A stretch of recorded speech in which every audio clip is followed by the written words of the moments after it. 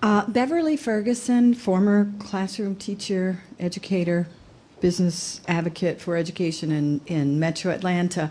My question is, since we all seem to agree that an effective teacher is key, and the research and the body of knowledge supports that, what are your thoughts on teacher tenure? Teacher tenure. In Georgia, it was abolished and then it was reinstated. Do you think across the country that would make a difference in getting an effective teacher if we were to abolish teacher tenure? How about if I ask Tim and Beverly to respond to that one?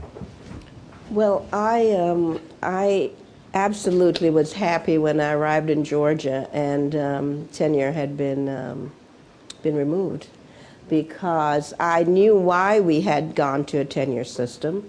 There was a time when there was a lot of angst in terms of how teachers were treated and whether or not they were treated fairly, and job security, et cetera. And so I think that's the history that led to tenure. But when you think of tenure for life, I don't know of any other profession that would offer you that, and then regardless of how you perform from that point on, you have that right. And so I clearly believe that when tenure is granted, if it has to be granted because that's the law of the land, that we ought to again look very closely at the effectiveness of the teacher, and that we ought to postpone the granting of tenure if the teacher is not really demonstrating effectiveness, but we think there is potential. If we think there's no potential, we ought to counsel that person into another career.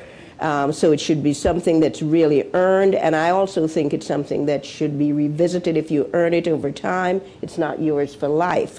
But in the best of all worlds, if I had my druthers, if I was in charge, I think we now know that good teachers will be respected. Principals will want them in their schools. They will not have to worry about being treated unfairly if you're demonstrating that you're a good performer.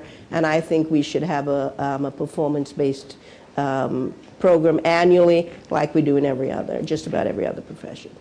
I'll be quick. We learned two things when we were researching this widget effect report. One was that tenure came into existence in the 19-teens and 20s, and it was controversial almost immediately in the exact same way that it's controversial today. There are articles that were written in the 30s that complain about how it's made it impossible to dismiss teachers.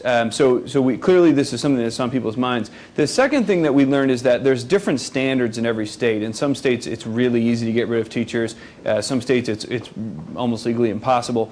What is common is that no matter how easy or hard it is, people hardly ever do it. So even when people are probationary and you just have to sign the form and take it to them, we found principals that didn't have the courage to go and say, I'm sorry, it's not working. We're not bringing you back. That was enough barrier, let alone the legal stuff. So I think that most people define tenure as due process. I think there should be process in place to make sure that somebody's treated fairly and that it's not easy to discriminate or be arbitrary. But I think that has to be kept reasonable. And all of the process is meaningless if we're not actually assessing the effectiveness of the people, as Beverly said, and being honest about it. So I think let's fix the process stuff, but let's also remember that it's our job to do the evaluations. Hey, Ted, I just as a point, it seems that you can make tenure the boogeyman here, and maybe it is, but I go back to that early comment that Tim made at the beginning about how bad the assessment of teachers is. Right. I mean, if you go in and say 99% of your teachers are doing great work, don't blame tenure as what's at fault. I mean, we're not telling the truth about the performance of the adults in the classroom. What amazes me about this conversation is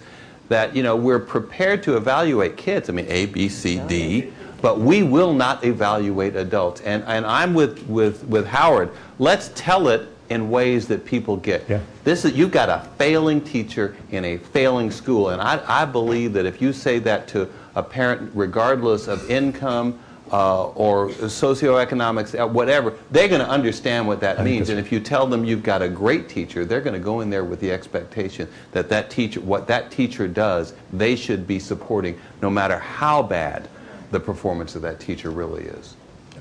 That's great. Thanks, Michael.